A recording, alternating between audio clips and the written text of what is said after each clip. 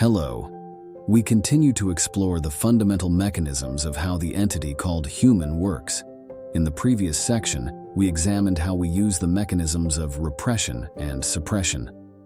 Now, let's pick up where we left off and look at how other defense mechanisms work, with examples. The next defense mechanism we will explore is called denial. Denial.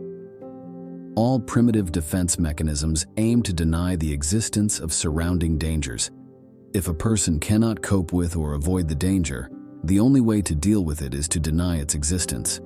For example, when a small child is suddenly brought into a room full of strangers, they may look towards the door until they find the courage to face the people.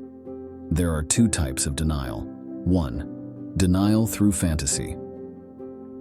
A child who is very afraid of people might imagine the existence of a lion that frightens everyone, but is friendly only to them. This is denial through fantasy. This fantasy is very important for the child. The child can control the fantasy as they wish, and the presence of the lion provides constant security and support against the outside world. Thus, this imaginary animal helps the child deny the presence of fear and anxiety. This is a defense mechanism that many of us used in childhood.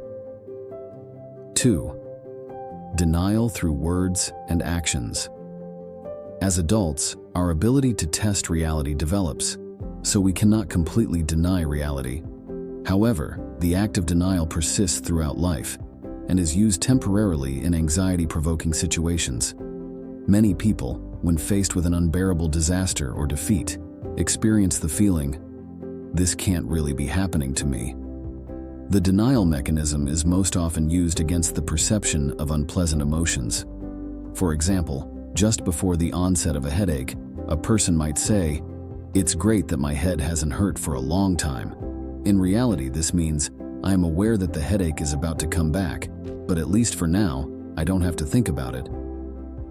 People who frequently talk about how much they are loved may actually be trying to ignore their hostile feelings. Some people act as if the realities they encounter do not exist, even though they know them. There is a constant battle between the denial mechanism and memory. An unpleasant reality is sometimes accepted and sometimes denied. This situation continues until the effect of the event is alleviated or repressed. Denial through fantasy is also sometimes used by normal adults.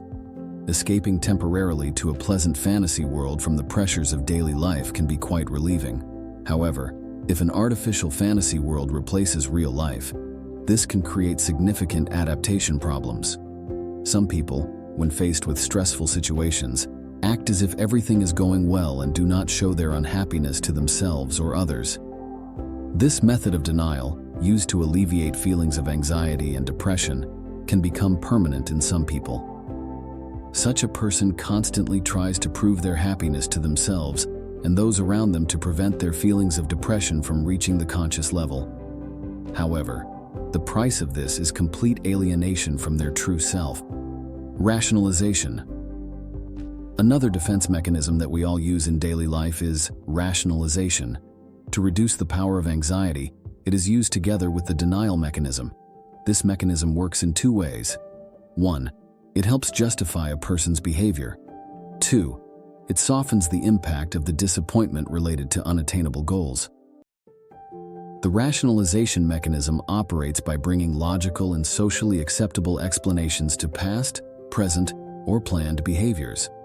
For example, a person can easily create reasons to justify excessive spending for pleasure, or a young person can justify their internet addiction. Sometimes, when something we want does not happen, we use the rationalization mechanism to soften the disappointment. A person without money might convince themselves that what really matters in life is love and friendship. A man who is rejected by a woman he likes might think that she was too talkative, or would soon become overweight like her mother.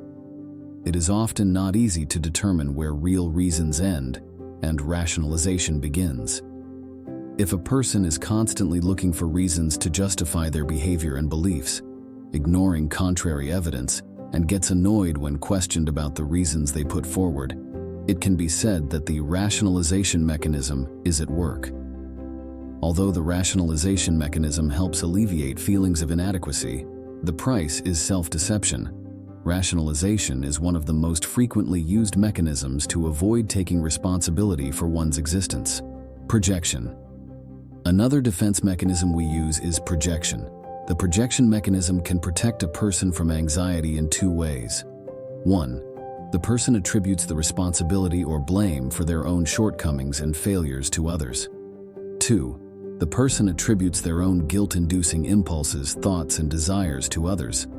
For example, a student who fails an exam may believe that the teacher was not fair. An employee may blame their manager's lack of understanding for their own incompetence at work. Bad luck is a projection concept often used by people. Even inanimate objects can be blamed. For example, a small child who falls while rocking on a toy horse may turn and kick the horse. A basketball player who loses their balance while chasing the ball may turn and hit the ground. In some cases, a person may blame others for the difficulties they encounter. For example, a woman who cannot face her own shortcomings and inadequacies may blame her husband for all the difficulties she experiences. Some people project their guilt-inducing feelings and thoughts onto others. This tendency is more common in people who govern themselves with strict values. Such people resort to projection when they cannot control impulses that are dangerous to their consciousness, with mechanisms like rationalization. Thus, these desires are attributed to another person or people. By doing so, the person preserves their own purity and begins to see the person they project their feelings onto as having bad intentions. For example, a person who constantly emphasizes honesty and integrity may have a desire or tendency to steal. However, because they cannot suppress this desire, they may accuse others of theft. This person, to maintain their image of honesty, projects their own tendencies onto others and starts to see them as guilty. Some people live their hostile feelings, arising from their own helplessness, as if they are directed at them by their surroundings. Others turn their feelings of worthlessness into a belief that they are being underestimated by others. Such people are extremely sensitive to the behavior of others and look for clues to prove that they are being rejected or undervalued. This simple reaction, developed as a result of projecting inner insecurity onto the outside world, is popularly called touchiness. As the need for love and acceptance increases, sensitivity to rejection and touchy reactions also intensify. Anxiety and feelings of inadequacy related to sexuality can sometimes lead a person to believe that the interest they feel towards someone of the opposite sex is actually being directed at them. For example, if a man lacks the courage to express his feelings towards a woman, he may interpret the woman's completely normal behavior and words as having special and hidden meanings.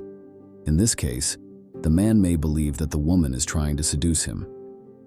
However, when an event occurs that shows the woman is not actually interested in him, the man's false belief is shaken. At this point, his anxiety may become fully apparent, or he may resort to the denial mechanism. He may continue to believe that the woman was trying to seduce him. This type of misunderstanding can sometimes lead to unpleasant situations. In this section, we examine the mechanisms of denial, rationalization, and projection. Remember that we all use these mechanisms in daily life. In the next section, we will explore other defense mechanisms. Thank you for watching. Don't forget to subscribe.